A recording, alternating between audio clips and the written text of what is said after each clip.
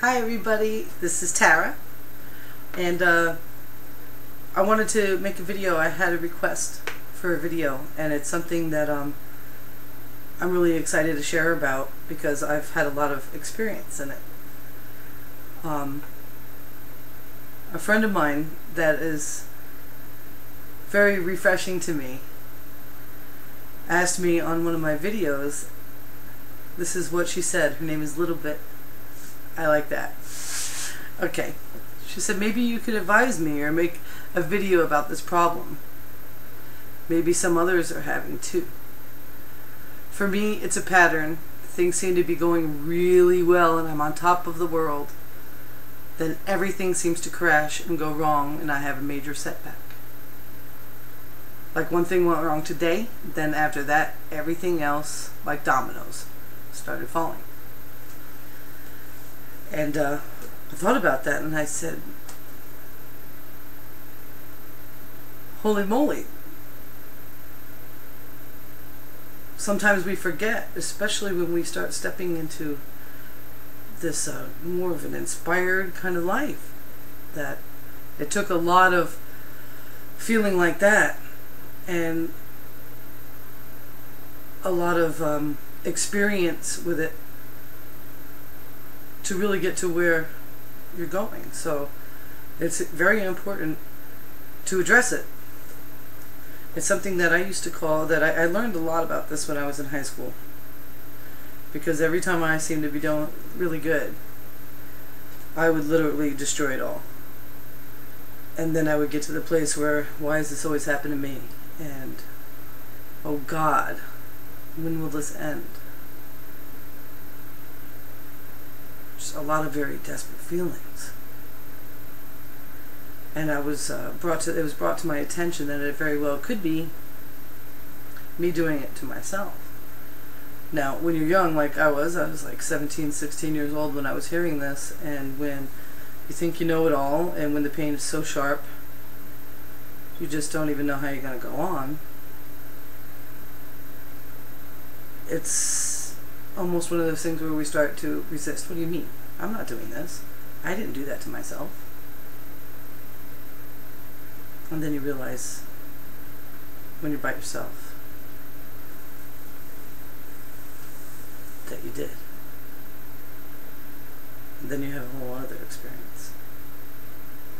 And you come to a place where you start to realize that you have every single bit of power that you could have ever dreamed of. And at first that'll either freak you out and maybe set you back for self-destruction. It all depends, you know, everybody's different. I did it a lot. As a matter of fact, every time I got in touch with my strength, it's kind of like, you know, like a raisin in the sun, you know? That's exactly what that is. So today, after I saw that there was a request, I'm going about my day and I'm feeling really good. Like, this is good. This is really, really good. The contrast that is lurking around in my life is not in my predominant mind at all, and I'm getting better and better at moving it away from my focus completely. And just as I'm going along and everything's really great and I'm feeling good, and I notice a friend of mine that's usually pretty negative on my Facebook post something really awesome, like, you know, I'm having a really great day today, what a beautiful day, you know. And I was like, sweet. So I go and look at her page because I rarely hear anything, and I said maybe something really wonderful is going on.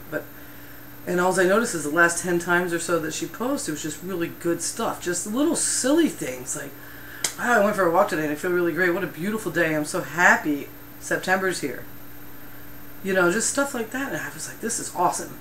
Because the post before that was, my company's laying off and I know I'm going to be next. And I remember when I saw that, I was like, why would you say that out loud? Let alone type it. And then I realized not everybody understands that our words are really powerful. So I commented on her beautiful status. I'm like, I am very happy to see that you're in a good mood, and I really like it when you're happy. And she calls me on the phone,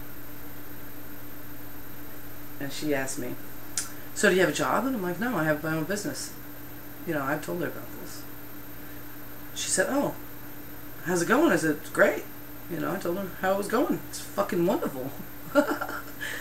And she started, I don't know where the conversation went, but the conversation went to something that made me uncomfortable.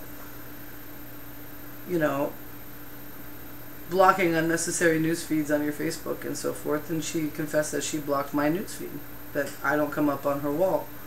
Not on her wall, but in her news feed. And I was like, wow. And she was like, I just felt like you were always soliciting. And I said, yeah, soliciting for a better life. You know, you want a better life? You know, I'm either posting something positive or I'm offering an opportunity. I'm never... But, you know, I can understand. I have another friend that jokes around and says, yeah, it's not Facebook, it's TaraBook, which is funny because he hasn't blocked my feed.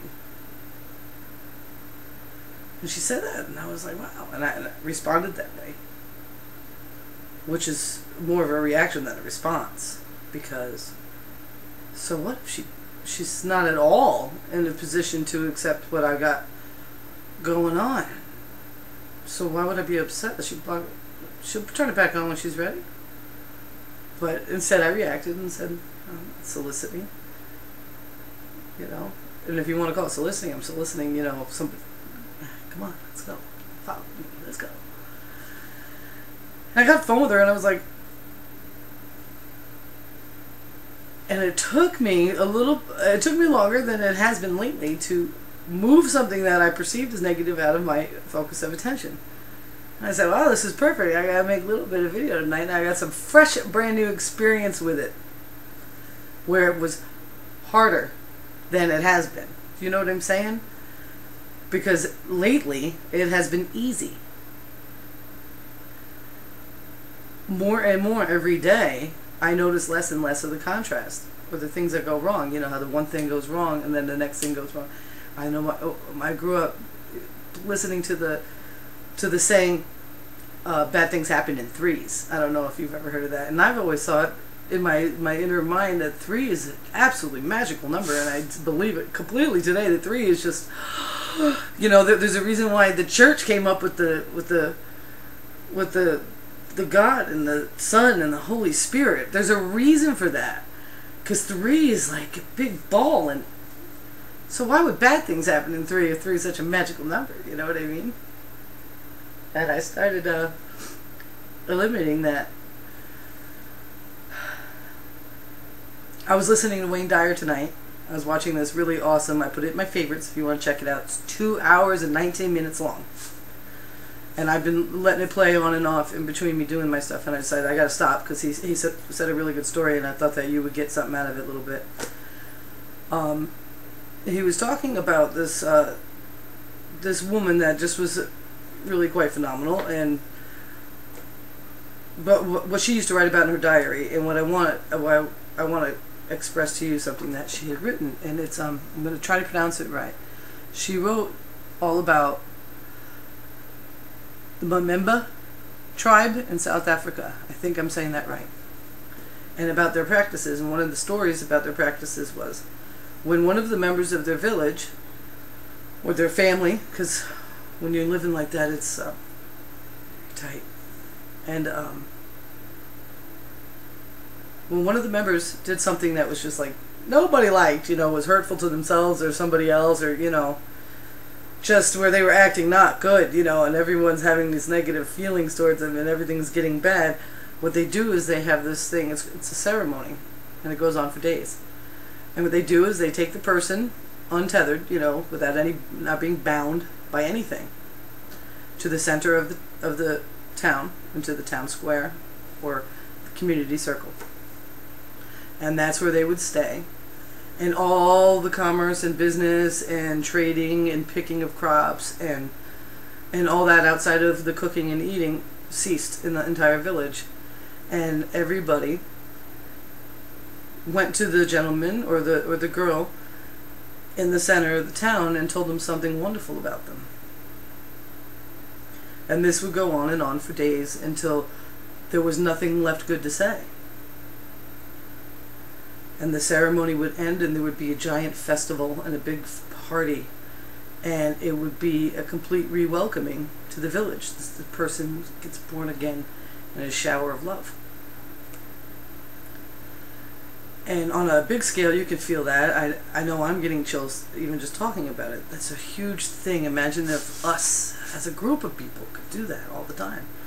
If we could just do that, you know, there would be less problems. I think so. Less contrast, for sure. Also, the lady wrote that tribe rarely has to do that, because people are just generally in an elevated state of consciousness, and they're just generally working on a higher plane. And I love that. And then I thought about how it pertains to what I'm talking about. So this is going to be my advice about getting through those days, and where those days turn into a major setback, and how one moment to the next builds it up, and one bad thing after another keeps happening. If we take each moment that we have and we really cherish its preciousness, we would put that moment in the center of our village, and we would tell it every single good thing there is to tell, till there was nothing left to say. And then you would move on to the next moment. And as you do that more and more and more and more, every moment will flow together in perfect harmony, exactly how you choose them to go. Even when you get sharper contrast, that problem that used to take much longer to overcome and used to avalanche into another will become something that you put in the center of your moment, and you love it until it goes away, until it comes back home the way it's supposed to be. So that's my advice to you about how to get through those days and those incidences that keep coming. It's not easy until you accept it to be. Thank you very much for watching. You have a beautiful night. Good night, LittleBit.